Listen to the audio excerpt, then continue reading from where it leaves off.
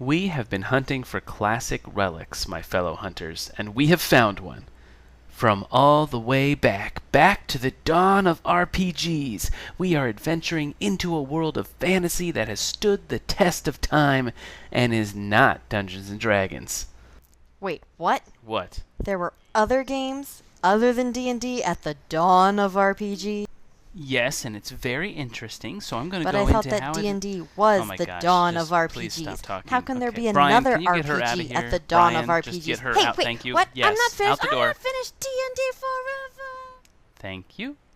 Where was I? Oh, right. Straight out of the mind of Greg Stafford, we are relic hunting RuneQuest. So come with me as we rise above the constraints of silly things like levels and classes and dungeons and, dragons, and soar to Glorantha with its percentile system, rich background, point-based characters, and ducks? That's what it says in the script. Like the verb? Oh, no, like duck. Okay, ducks. Today we're joined by Rick Meints, president at Chaosium and general history buff when it comes to role-playing games. I hope you enjoy.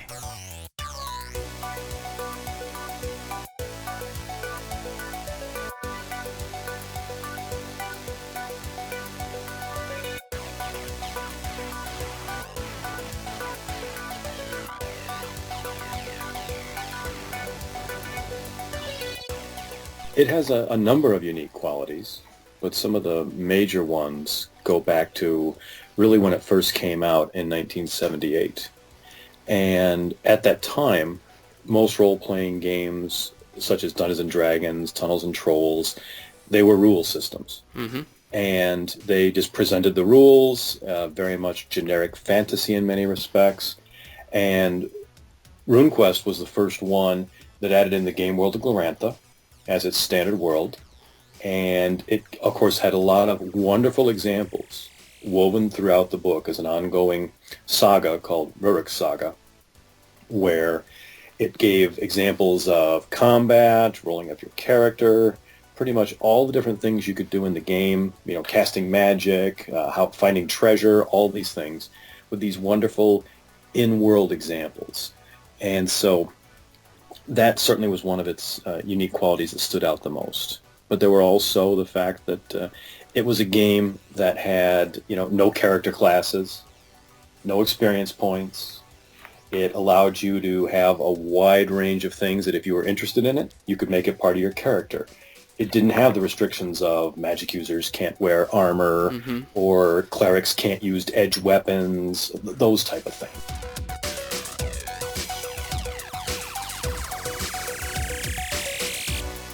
The fun factors, I don't know if there's only one. I know that character creation doesn't take too long, and so you can get playing fairly quickly. And of course, a lot of their scenario material offers, especially if you're talking some of the classic material that came out, like Borderlands, it had the starting characters in it if you just wanted to grab some of that and go and spend very little time on character creation.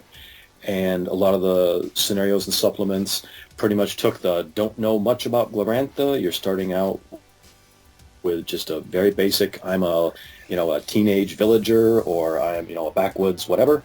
And you discover the gaming world and all it entails as you go.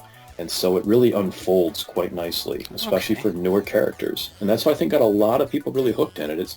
You didn't need to know an awful lot to get started. You got to play right away and learn as you go. And I think a lot of people really enjoyed that.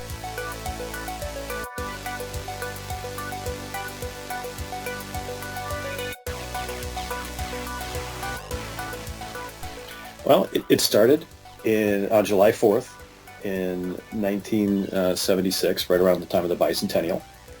And that was when Steve Perrin, Ray Turney, Greg Stafford all started getting involved pretty quickly. Chaosium was a very, very small company at that time, really just published a few war games and such. And they wanted to get into role-playing games. A lot of them were all D&D players who had been doing their own variants, and they wanted to create something different that addressed all the frustrations they had with, as I was saying, the character class limitations, experience points, all the things they thought were a little artificial and unrealistic.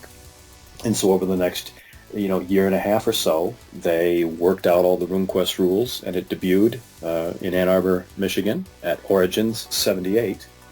About 2 years after they started. RuneQuest 1 only lasted less than a year. They did the first printing, they rushed it.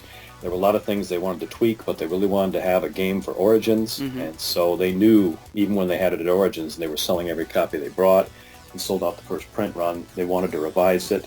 And the second edition came out within a year. And so the second edition is what many people call the classic edition, the kind of the golden age of RuneQuest, in terms of from 1979 up until about 1983. That was when all of the classic material came out, especially the campaign settings, the Pavis box set, the Big Rebel box set, Borderlands box set. Chaosium did these wonderful box sets of games back then, along with the Griffin Mountain campaign and similar. And so that was the second age lifespan. But Chaosium then, in about 83, made a deal with the Avalon Hill Game Company for RuneQuest 3rd Edition, or RQ3 as it's generally called, where that pretty much got launched in 1984 with its own box set. And, RuneQuest 3 survived all the way up until the late 90s.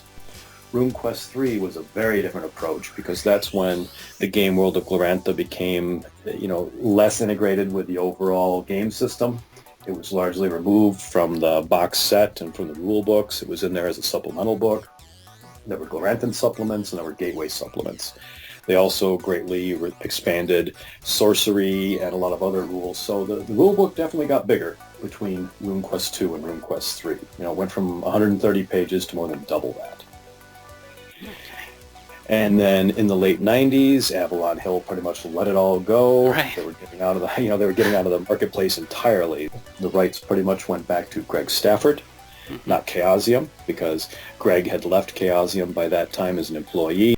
And then he made the deal with Mongoose right around 2004 or so. Mongoose had two editions, which they called RuneQuest and Mongoose RuneQuest 2. And then they relinquished the license, or it lapsed. And then, of course, RuneQuest 6 came out, the 6th edition of the game. And now that Chaosium, through Moon Design Publications, has the rights to RuneQuest and Glorantha and all that, we wanted to bring Glorantha and the RuneQuest rule system back together again in one rule book, and also make it a much more streamlined and simplified game. RuneQuest 6, wonderful, complex, crunchy is what a lot of people like to say, system. It's a 450-page rule book. And when we were looking at putting, several hundred pages of Glorantha material on top of that, we were, looking at, possibly 700-800 pages. Yeah. For just the intro role-playing game. and while, the people who are really into it, the people who know the system, they'd love that. Of course they would. 800 pages worth of Glorantha and RuneQuest. Well, how do you get better than that? But for introductory players, we wanted to take a few steps back and get back to much more of the RuneQuest 2nd edition, Chaosium version from the late 70s, early 80s, where you could have it all in a much slimmer book, and everything you needed was in there to play.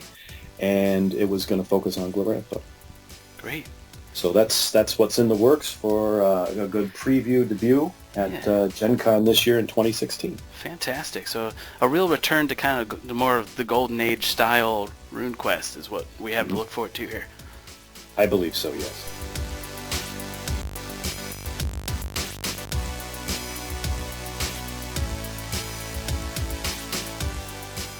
We just recently had the RuneQuest Classic Edition Kickstarter, which is bringing back into print all of the RuneQuest 2nd Edition Chaosium publications that I mentioned earlier, starting with the rulebook, all the big supplements.